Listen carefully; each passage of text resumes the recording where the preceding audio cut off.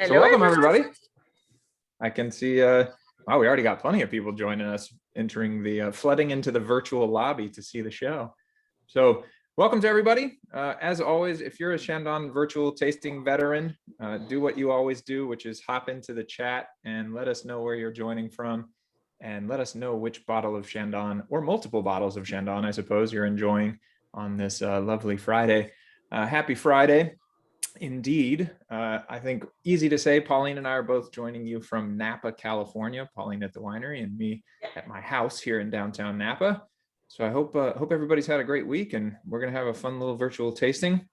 Again, if you're just joining us, hop into the chat and let us know where you're joining us from and which Chandon you're enjoying. Me personally, I've already started off with the Reserve Club Cuvee. So Pauline, what are you guys sipping on? Looks like a Same Blanc thing. Pinot Noir. Yep. Oh, you Same. got Club Cuvee as well. Very nice. I did follow your lead, Brian. Ah, I like that. Yes, excellent. Washington, D.C., somebody's drinking Club Cuvee, so cheers to them. We have Austin, Texas. Somebody's drinking the Sparkling Meunier. Good taste. St. Petersburg, Florida, starting with Club Cuvee as well. Friday in Texas, they have Rosé, the Gibbons family from Philadelphia, Mike and Barbara from Sausalito, Lakeland. I can't read this fast because I'm enjoying some Club Cuvee. Well, it looks like we got people from all over the country. We have Philly, Brown City, Michigan, Sparkling Cabernet in Atlanta. That is a good place to be drinking Sparkling Cab. Well done on that one, Mike. Eleanor in Houston, always, and of course enjoying Sparkling Cab. Long Beach, Club Cuvee, Idaho, Denver. I think we got every corner of the country covered at this point. So I think it looks like pretty level on attendees. So I'll say welcome to everybody officially. Very nice to see everyone from all over the country enjoying all of their different bottles of Chandon. And of course, thank you for joining us here on a lovely Friday.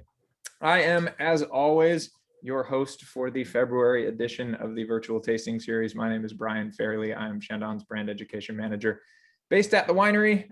As I mentioned earlier, I'm actually at my house at the moment because the offices at Chandon are being remodeled at the moment. So I'm homeless when it comes to the office.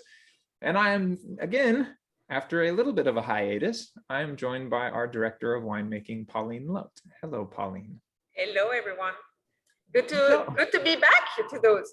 Yes, it's good to have you back. And of course, that's probably the first question, which is, where have you been? Yeah, where have I been? It's a good question. Well, I was actually spending time with those two. So those are my two kids. I was out on maternity leave, so I disappeared for a few months while I was doing that. So I had some very good family time, and here's a picture of the newest baby that just turned 4 months. Aww. So this is Nathan. So 2 boys. So thank you very much for the congrats I see on the chat. So thank you very much. So yeah, I've been back for a little than a month now, and we've been busy at the winery since I've been back, obviously. I think there's a consensus in the chat that Nathan is so cute, it looks like.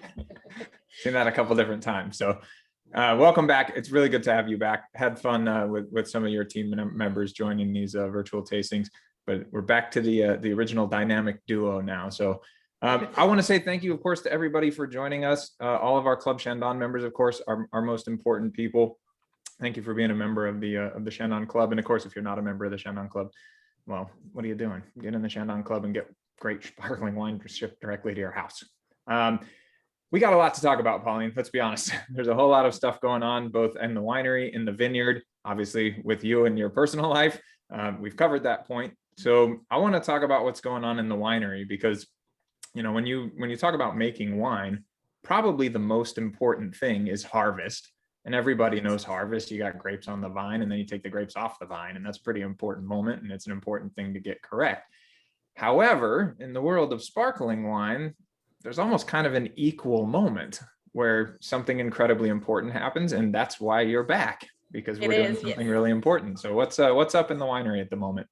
Yeah, so I did time my leaf pretty well in between harvest and the second most important time of the year, which is blending. So blending is, you've heard me say that before, it's at the heart of what we're doing, and it really is. So we've been, since I've been back actually on my first day, we've been blending in the tasting room. So trying all different combinations of putting those wines, those base wine together to recreate each individual singular wines that we'll bottle soon. So we've been spending a good like 4 or 5 hours a day in the tasting room, doing a lot of trials and tasting. We should be almost done. Yeah, we're almost done. We should be done, I would say, by Tuesday or Wednesday next week. So it's done in obviously in the tasting room with my team. So we're a team of 4 women doing this.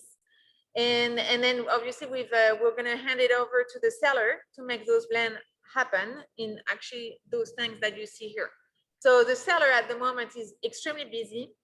It also smells lovely because they are making all of those blends. So they are moving the wines, and the flavors that we're getting in the cellar is just incredible. And I must say, it's my second favorite part of the winemaking process. Is that your second favorite part after harvest? After harvest, yes. And I mean, we make at the moment, I honestly can't even keep track. I don't think something like 23 or 24 different sparkling wines. It has to be such a challenge to make each of them very distinctive, and to do it. This is when you do all of it, right? Right. And that's the reason why it takes us a long time to do it. And it's also a lot of attention to detail and making sure those wines are very different and distinctive. So yes, it takes us a while, but it's a mix of creativity, precision. So yeah, it's really exciting. That's when we create all those new wines. So it's really cool to do it. Yeah, and it's fascinating to watch when I've had a chance to hang out in the blending room with all of you. It seems magical, because if you're not familiar with tasting base wines and you're not familiar with how the blends will go together and then how they'll evolve over time, it's sort of like watching an artist paint, where Right. you go, well, I can't do that. As I mentioned, there is 4 of us. So obviously there is my lead, there's what I think, but I really want to have the consensus of the team. So we have to align and agree.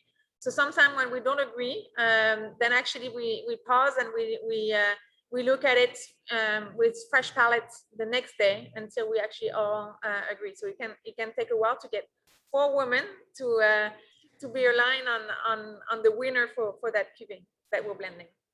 It's an interesting question that Eleanor has in the chat, which is, how does your palate not get confused doing them all at the same time? Because it's not like you put all the base wines on the table at once, right? You're going sort of individual wine by individual wine. Is that the right way? So at the beginning, obviously, we review every single wine of them, every single wines. And then, you know, when you taste them, like you picture already where they're going to go. So which cuvee you think they will go. And then you try and you test in order to make we as a team, we have a very good idea of what we want to make. So the style of each cuvee when we do it. So it's every time we blend it, we're always like, okay, is this wine supposed to be what it, you know, is it matching the style that we're looking for? And yes, there is a lot of tasting involved, but you actually, as you do it, you get sharper, your palate gets sharper. So it's not that confusing, but yes, it requires a lot of memory and a lot of attention to detail. And I always laugh because I think it's one of the parts that people say, you know, the regular person goes, oh, it must be so much fun to be a winemaker because you taste wine all day. And most people have never tasted a base wine for a sparkling wine, and it's not as fun as people think. Right. And yeah, they want to have a high acidity. So it's actually much harder to taste at that stage before it actually goes into the bottle and it gets the bubbles. So it's actually not a fun exercise for people that are not used to or love it. Obviously, us, we love it, so we enjoy it as much. And a funny anecdote I can share with you is like people from, you know, the office that would say like, oh, I'd love to do this with you. I'd love to come. And every time I'm like, please come, join us. And after maybe like, you know, an hour, they're like, okay, when are we done? When is it finishing? And you're like, no, we're not nearly close. So, and then it becomes torture for them because they are not used to actually have the concentration on the wine or being focused on those wine for such a long period of time. So. You didn't have to tell a story specifically about me, by the way, because it's me. I'm people from the office. I think I've done that very thing specifically. Couple questions I'm seeing come up in the chat. Are all the base wines fermented and then you do a second fermentation after blending? That's a pretty easy one to answer. Yeah, so we are looking at those wines after the first fermentation that did happen in those tanks, and we're doing those blending. So the wine are coming from those tanks, and it's right before the secondary fermentation, which this one will take place in the bottle. So the wine that we're testing are flat. There is no bubbles. The bubbles will come later on when we do that secondary fermentation in here. And then, of course, there's a question, does that mean we need to drink more in order to taste better? Yes, drink more Chandon and your palate will become sharper. That is true, actually. True. It's all about training, getting at home, you can do it, smell your glass, try to understand, try to think about, what feeling does it, do you have when you smell those? It goes back to memory as well, to childhood, and try to pick those aromatic. And the more you do it, the better you will be at. Yep, practice makes perfect. So as we keep rolling, we also have a bunch of really important things going on in the vineyard. I actually went down to the Carneros vineyard today to see our little lawn mowing team, which is, it seems like about 1,000 sheep running around and doing all the lawn mowing for us in Carneros. But there's another thing going on, which is hugely important for harvest, and that's pruning. So Right. People who do gardening themselves probably know pruning pretty well, but in terms of wine growing and then wine making, why is the pruning process so important? Right. So yeah, pruning is very important because it's the start of the year. So it will start the season. A vine is actually an ivy. So if you don't prune it, it's going to continue to grow and grow and grow and grow. Pruning is when you're going to actually set your vines for the year, where you're going to choose how many buds you're going to leave on your cordons or on your trellis. And this is where you're going to actually want to position shoots. And so it's a very important step because you're going to determine how much wine you're going to create, how much yield you're going to have. But it's also about spacing within the canopy. So the grapes itself will be well placed and not on top of each other. So you always want to leave space in between your buds. So it's actually a complicated things to do pruning. To prune well, it's actually complicated. So we train our team a lot because it's one of the most important steps of vine growing. We are actually almost done with pruning. The only thing that is left is our new blocks. We always prune them last because the later you prune, the less chances you have with frost, and especially spring frost. So we only have those blocks to do. And actually, if you're coming to the winery, you'll see like we have a brand new block where we will be growing a Chardonnay, Pinot Noir, and Meunier there. So the 3 varieties that we're using to craft our Chandon. So that's the only thing that is left. And like you mentioned, Brian, right now it's also the time of the year where we're doing mowing. So removing the grass or like cutting the grass. Sheep are doing it for us, or we also do it with a mower. And we do that because it also helps with frost protection. So if you have tall grass, then you will have the vine will freeze. It's better for freeze protection for the beds. There's some little sheep from Carneros earlier that we're doing a little pruning for us. So important part of everything, obviously. I think we should probably get to tasting the wines, actually, since we have 3 different wines to taste. Blanc de Pinot Noir, which is a fan favorite, a crowd pleaser. We have the aforementioned Reserve Club Cuvee, and then something brand new, something we've never done before, which is the Sparkling Cabernet. So we're going to have to talk a whole bunch about that because there's a brand new style of wine for us at Chandon we've actually never done before. So I think we'll start off with Blanc de Pinot Noir, which is right there. As you can see, Blanc de Pinot Noir and the beautiful new label with of course, the black label with the gold foil.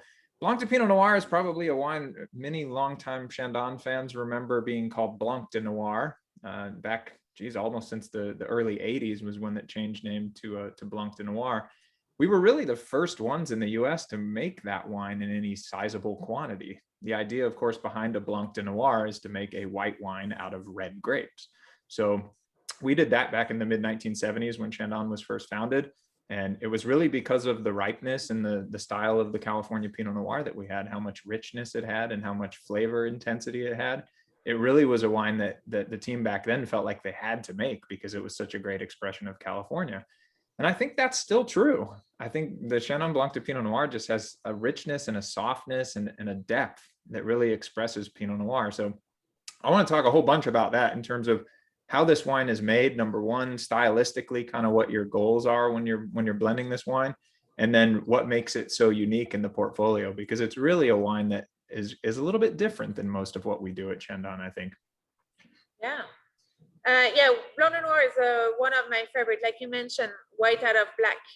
So we're using for this wine exclusively red variety. So Pinot Noir essentially, but we also sneak a little Meunier in here as well because it really helps with creaminess and smoothness. So yeah, the Blanc de Noir is very fruit driven, lots of red fruit character, lots of stone fruits, nectarine, peach, but also element of spice. So which is what I like about the Pinot. You know, the Pinot bring you structure. So the Blanc de Noir, in comparison with your Brut, it will be a little bit bolder, richer, a lot more palate weight than the Brut will have. And again, it's because we're using only Ratou red variety to craft this wine. Which is, of course, pretty rare. I mean, the Blanc de Noir style in general is quite rare, I would say, Yes. throughout the world of sparkling wine. But of course, also the fact that we have Meunier to use in the blend. Most people outside of France don't. Great question came in the Q&A. Why did you add the word Pinot back in? Blanc de Noir versus Blanc de Pinot Noir. I love that question. It's good attention to detail. I know that the original bottling of this wine, which was made from the 1975 harvest, the original bottling of Chandon Blanc de Noir, was actually called the Cuvee de Pinot Noir. So it's a little bit of a throwback, actually. We kind of went back to a more original name. But of course, Blanc de Noir being quite rare, people don't generally know the style. And people definitely know Pinot Noir. So it gives it a little bit more of something that's easy to understand, I think, for most consumers. And of course, this is a wine that you can get as a member of Club Chandon. It's a wine you can get when you're visiting the winery here in Napa, but also it's a wine that you can buy pretty much all across the country. So this is a wine that's out there. It's in distribution. If you really love it, you can pick it up at your local wine shop or your local store where you buy wine. So that's important. It has to have pretty wide reach. And I think that's one of the things that it does so well, is that it's such a crowd pleaser. If you have a party and you need something where you just are going to cover everybody, Blanc de Pinot Noir is a pretty good bet. It's a really, really soft wine. Yeah. And we have a question from Peggy about if we use a first press of juice for that wine. So the key of making a Blanc de Pinot Noir white, because again, it means white out of black. As you know, the Pinot Noir and Meunier are the red grapes, so there is color. The color is actually coming from the skin of the berry. So what is important to us to make a true Blanc de Noir, true white out of black, is to harvest at night. So we utilize the cold temperature of the night to bring like a cold fruit. And then we rush those grapes to the presses. And we do a very gentle pressing. So very gentle. So you extract only the middle of the berries. So the best juice. And this is how you're able to make a wine that has no color, a true Blanc de Noir.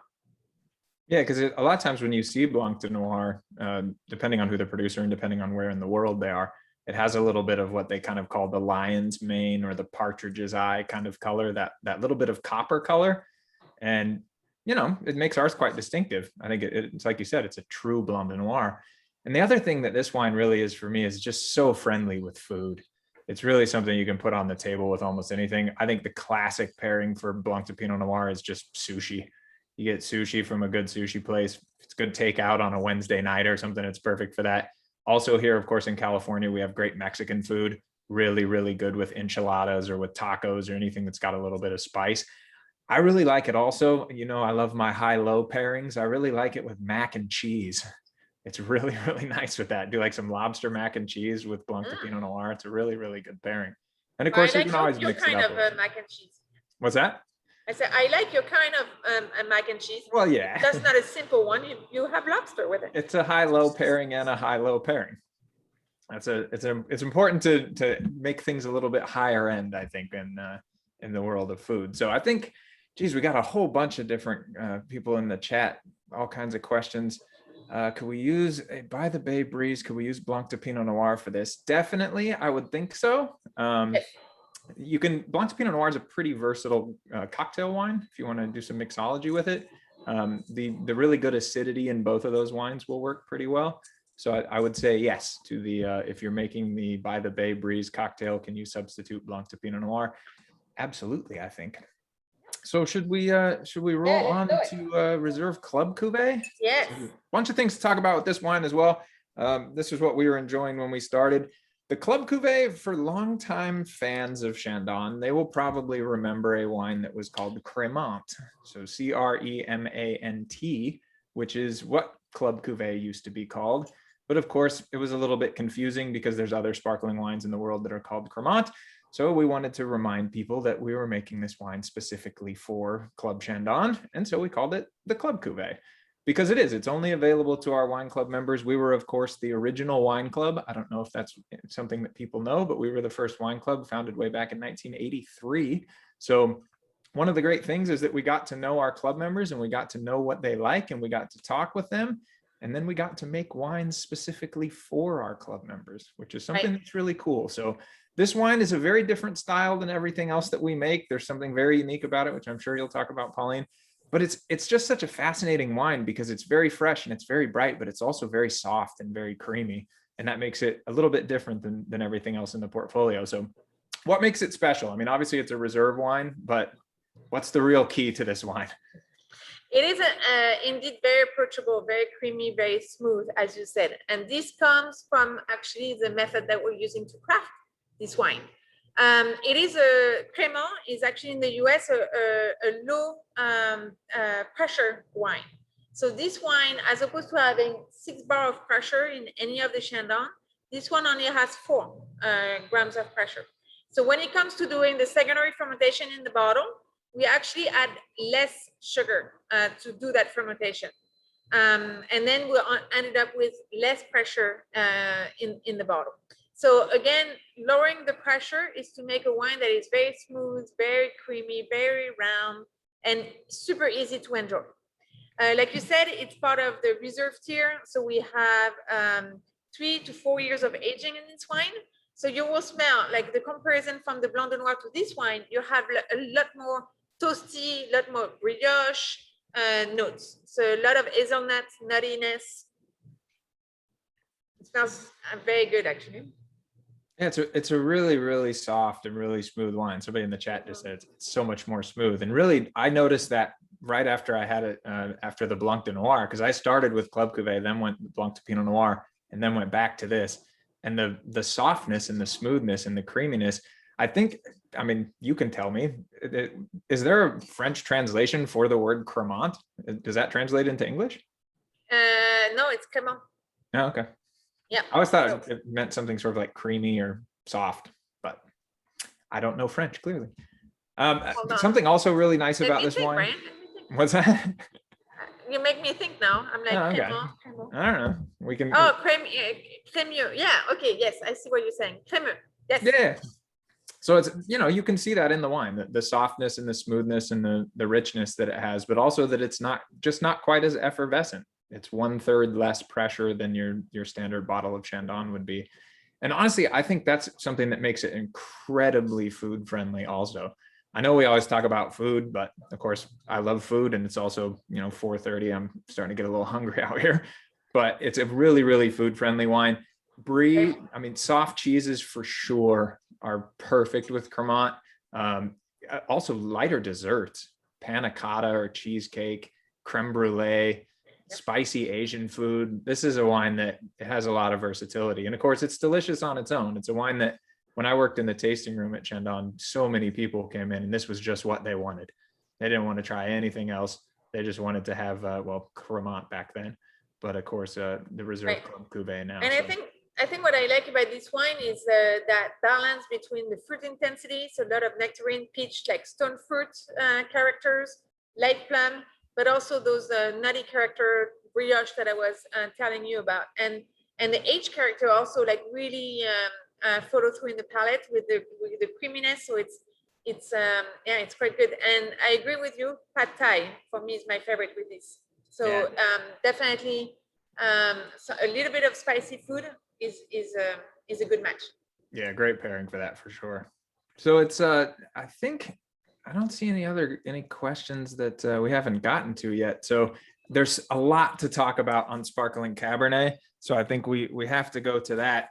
The first thing I'm going to do is while we're opening this, since I don't have the bottle open, I'm going to give everybody a little reminder about proper way to open a bottle of sparkling wine. Although based on everyone in the chat earlier, people have already opened their sparkling wine, so maybe they don't need any help on this. But I was just want to remind people to be careful and to open a bottle properly so that you don't hurt anybody or you don't spill any wine.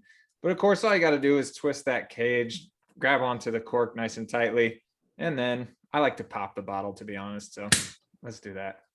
And then you have your bottle of Sparkling Cabernet open. So Sparkling Cabernet, brand new release, also only available to Club at the moment. So this is a wine that you can only get as a member of Club Chandon.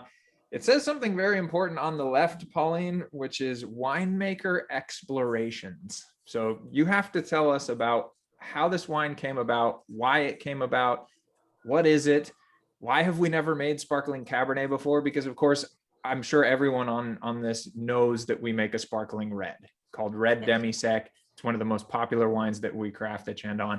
People absolutely love it. So this isn't quite the same as that, obviously being called Sparkling Cabernet. But what is it? Why is it what it is? Yeah. One of my favorite part about working at Chandon is innovation. So it is in Chandon's DNA to always explore and try new things. And that's the reason why it's called the winemaker exploration. Obviously, our job is about creativity, creating new cuvee, but it's really good to also think about what else can we do, so it's always something that I'm telling my team is not being afraid of thinking outside of the box and creating new wines. This is actually quite a good thing for us. Like we're just not about crafting the wine that but always trying to offer you something new and different. For this wine, when we say like thinking out of the box, I think we really thought outside of the box. And we wanted to try something new. Like you said, we have the Chandon Demi-Sec in our portfolio, but we also rooted in Napa Valley. We're in the middle of Yountville. We have beautiful land in Yountville, where we grow, of course, the Chardonnay, the Pinot, and the Meunier. But we also have a lot of Cabernet on our property. We also own a beautiful land in Montveeder, where we have beautiful Chardonnay from Veeder, Blanc de Blanc, but we also do have Cabernet in Montveeder as well. So we actually wanted to showcase the Cabernet variety, because let's put it this way, when you think about Napa, typically people think about Cabernet, do not think so much about bubbles, even though I feel that's the star of Napa Valley myself. But we actually wanted to showcase Cabernet in a whole different facet. So a whole different light, and it's to showcase a variety that everybody know well in such a different and unique way. So we wanted to show the versatility of the Cabernet. So it's brand new. We've done this as a one-off cuvee, but we'd love to hear your thoughts on this wine. Honestly, I think it's so the grapes coming into it. It's obviously Cabernet coming from Montveeder and from Yountville, and in comparison with the Chandon sparkling red, or the demi-sec that we'll call it now, is this one is a little bit more serious. It's a Cabernet, so it stands out. It's rich. It's bold. So we wanted to showcase that seriousness of the Cabernet. So hopefully you like it. So definitely, interested in your comments on this wine.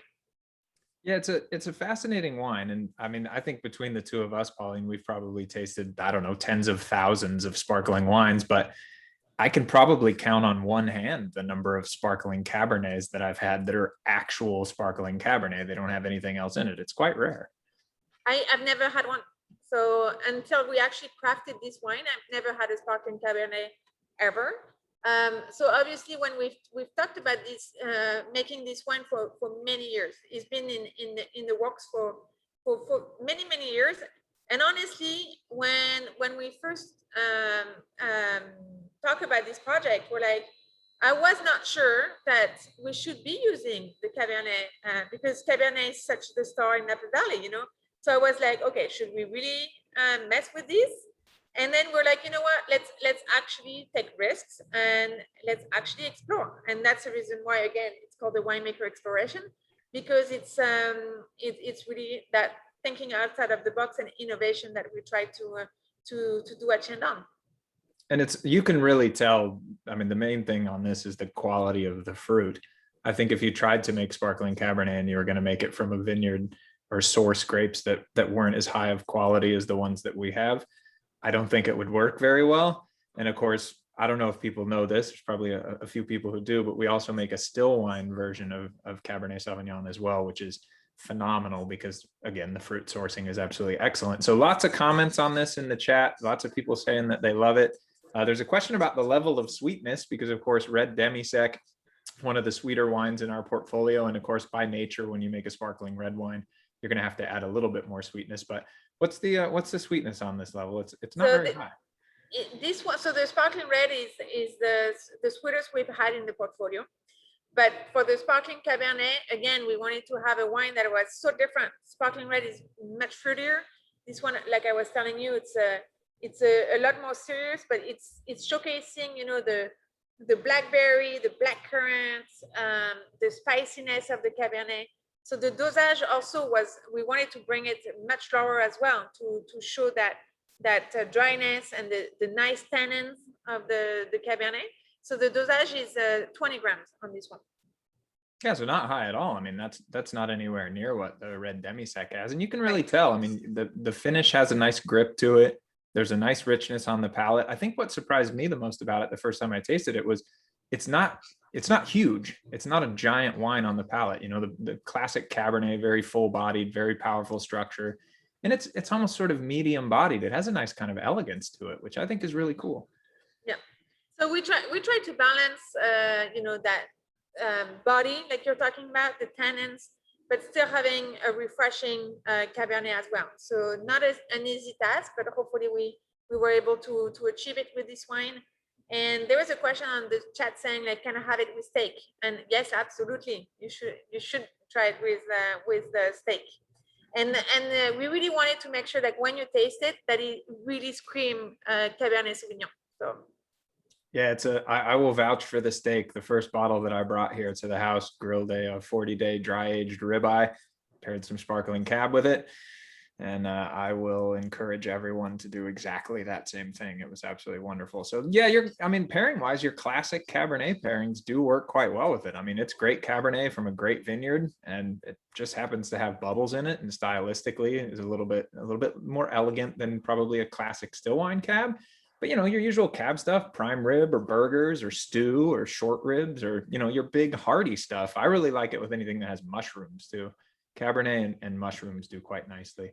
And I think it's also the perfect drink, like, you know, when it's warm outside and you just want to enjoy a glass of red wine. Actually, a sparkling cab is great because it's quite refreshing, but still give you that red wine sensation that you want to have. Yeah, and I saw actually somebody in the chat mention this. It was a little while back, so I can't remember who it was, but that their second glass was better than their first because the bottle wasn't so cold. And I went, that's actually a really good point, because you kind of want to treat it like a red wine because, well, it is a red wine, but at the same time, it's also a sparkling wine. So you kind of got to meet in the middle. And I'd be curious about your comments on this, but for me, I kind of think cellar temperature for this. You know, you're kind of 55 degrees. You don't want it refrigerator temperature. That'll bring the acidity up, and then you'll get a lot more perception of tannin. But it's a really, really nice, refreshing style. And that's a good point. When it gets hot here, you know, and of course, when it gets hot everywhere else around the country, this is probably going to be a really good red wine to drink during the summertime. Yeah, definitely. And I think like the temperature, you can get it out of your fridge, but leave the bottle, half an hour on the counter before drinking it is good. Interesting question actually in the Q&A about this wine, which I haven't thought about. Will it age well in your cellar? I'm not It sure. will actually, for sure. It will age well. I can tell you that because we've tried to age it a long time. And yes, it will really, the fruit character will actually intensify and it will age really well. I will have to put a bottle into the cellar for that. Richard Greenberg also, to shift a little bit, I guess, off of Sparkling Red and go into sort of Q&A if everybody wants to, because I see a lot of stuff. Richard's asking, which is my favorite Chandon when I enjoy oysters? That's a very easy answer for me. It's my very favorite Chandon bottling that we make, which is the Mount Veeder Vintage Brut. I just love that it has that kind of salinity and sea saltiness to it, matches really well with oysters. But of course, one of the newer wines that we make as well, which is the Chandon by the Bay. Blanc de Blanc, yes. Blanc. That wine is absolutely perfect with oysters. The grapes are grown next to San Pablo Bay, so you know it's pretty close to the place where you get the oysters from, and that's usually a good sign. And Etoile is not a good match, and not a bad match either. So my first thing would be like Blanc de Blanc, so either the by the Bay that you said or the Veeder, but Etoile is good too. Yeah, for sure. And yeah, Anne asked if we would chill the Sparkling Cab. I think we kind of covered that one already, because you do want to a little bit. Christine is asking, is there a competition of your Sparkling Cabernet now that yours is out? I don't think there's really a competitor. It's sort of what you said, which is nobody else really makes one. No. I mean, the one that I had that I can think of was from here in California, and it was a very small producer that's also not in business anymore. So maybe they didn't do a very good job of making Sparkling Cabernet, because it was an interesting wine. It was very structured and very powerful and very full bodied in a way that I think probably the average person wouldn't really enjoy. So interesting thought. This is also because I guess it's a red wine as much as it is a sparkling wine. Does it feel like it needs to open a little bit? I mean, you open a bottle of red wine and you decant it, or you let it sit in the glass and it opens up, you get a little more aroma and a little bit more flavor in it. Is that something that Sparkling Cab will benefit from? I mean, just try it, like put your nose back on it. It's really a lot more like blackberry, like blackcurrant, like, the cola as increased. So it definitely evolve as you leave the bottle open. It's a very interesting wine for sure. It's something that I honestly kind of went, we're going to do that. All right, let's see how it goes. And of course, what you mentioned, Brian, is very true. Like I feel like it's a very polarizing wine, and it's okay. So not everyone is going to love that the Sparkling Cabernet. And again, it's fine. It's just a matter of like having a different offering. It is a limited edition.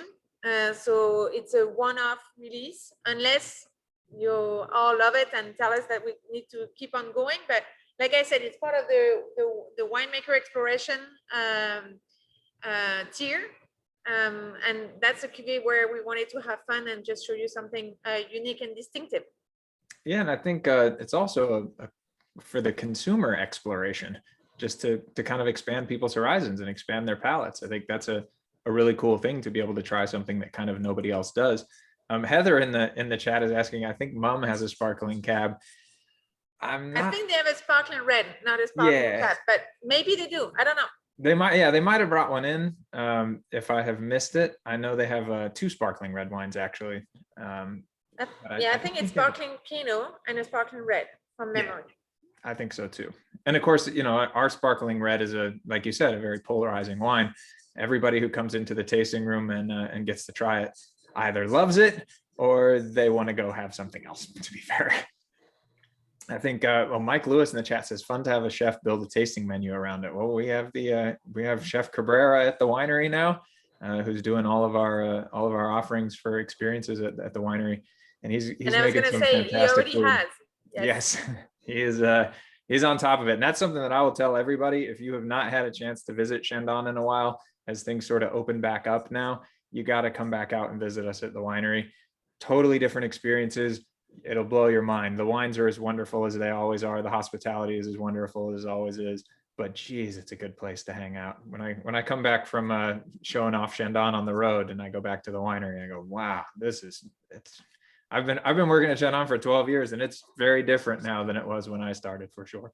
Right. And if you haven't done the Epicurean experience, so the food and wine pairing, I highly recommend it. Chef Juan is doing an amazing job. So you should come and visit us. But if you do, make sure you actually book your experience ahead of time. It's always best.